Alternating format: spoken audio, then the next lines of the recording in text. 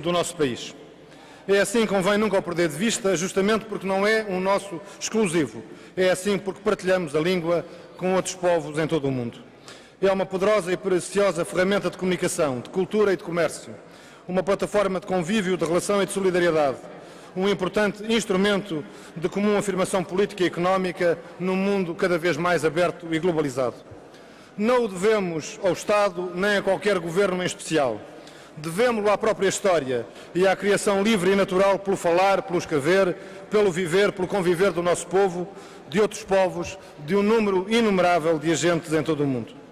Mas se não foi uma criação política, e isso é boa parte da sua pujança, é indispensável termos e aprofundarmos a consciência política da sua relevância.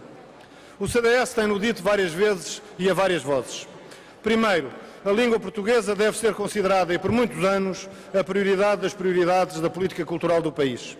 E segundo, a língua portuguesa deve estar também duradouramente e em lugar de destaque entre os eixos prioritários da nossa política externa. Temos procurado contribuir constantemente com o partido proposta para o reforço desta consciência entre nós. No Parlamento Europeu foram eurodeputados do CDS, por meu intermédio, que cunharam a expressão línguas europeias de comunicação universal, ou como hoje preferimos, línguas europeias globais ou línguas europeias mundiais, de que o português é a terceira.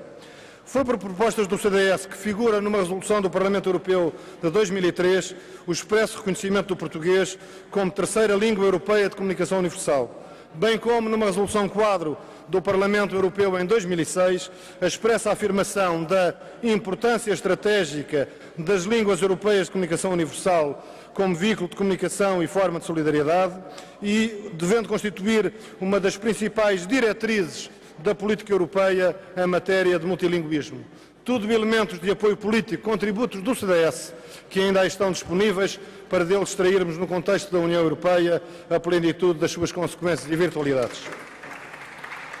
A par desta persistência política do CDS, não nos custa reconhecer, antes aplaudimos, progressos que temos registado recentemente na política externa, em áreas de intervenção, quer do Presidente da República, quer do Governo.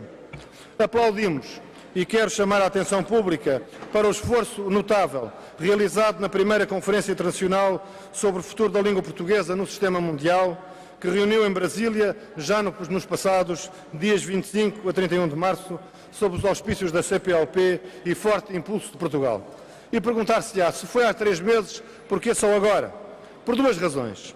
A primeira, porque se percebe que, além do valor académico dos debates e das comunicações nessa reunião, se está perante um trabalho diplomático articulado e continuado, como ressalta de 4 factos.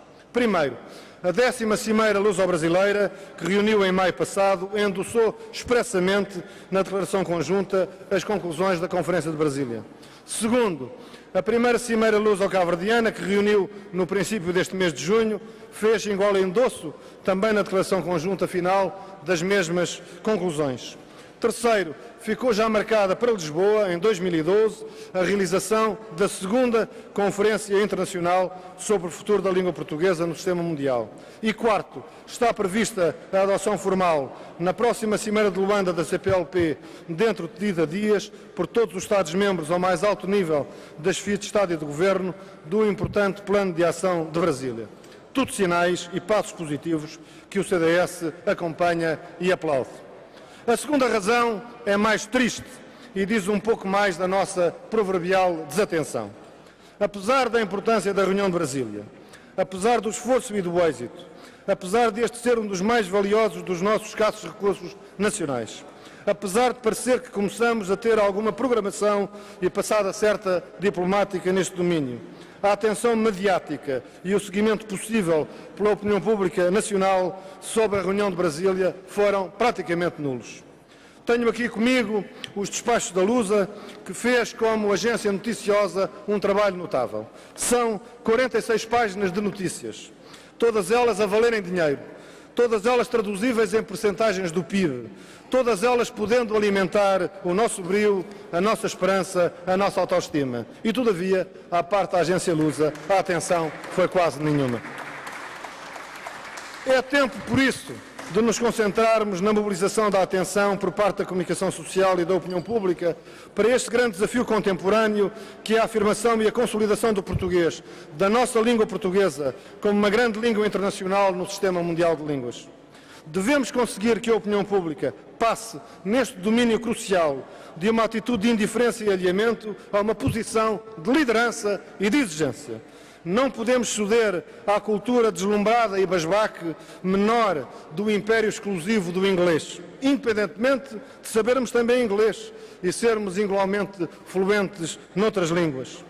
A afirmação do português é crucial para o nosso futuro coletivo e de todo o espaço lusófono. Isso exprime-se muito concretamente em economia e em emprego, na valorização, em vez do desperdício, do capital extenso, profundo e memorial que está sedimentado na nossa língua comum. Se a língua portuguesa se consolidar, como pode e merece, como uma das grandes línguas internacionais, muitos negócios, muita comunicação, muita edição se farão em português, abrindo mercado e gerando continuamente riqueza, gerando emprego, gerando serviços que se exprimem em português com vantagem óbvias para todos os lusófonos.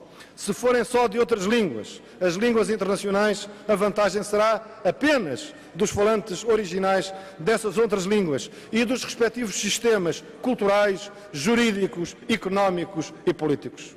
É por isso que os desafios contemporâneos da língua portuguesa não são, como o CDS tem sempre dito, um simples devaneio lírico, mas uma premente exigência de êxito pessoal e coletivo dos portugueses e dos lusófonos, da capacidade de triunfarmos por nós num futuro que é cada vez mais aberto, globalizado e, por isso, competitivo. Somos mais de 250 milhões de falantes como língua oficial e caminhamos rapidamente para os 300 milhões graças ao crescimento demográfico do Brasil, de Moçambique e de Angola. Termino, Sra. Presidente.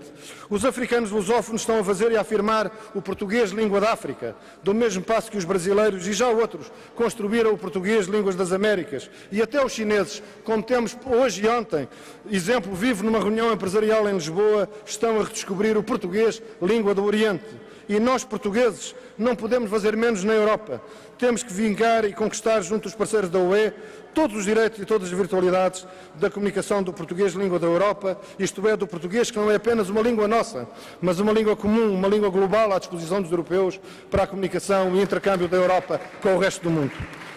Termino como comecei, desmentindo a lamúria habitual de que Portugal é um país pobre e não tem recursos. A língua portuguesa é um dos nossos mais importantes recursos nacionais, um capital valiosíssimo do nosso país, um capital de todos, um capital popular. Não o desperdicemos. É este o apelo do CDS. Ao contrário, saibamos todos estimá-lo, valorizá-lo, potenciá-lo plenamente. Muito obrigado.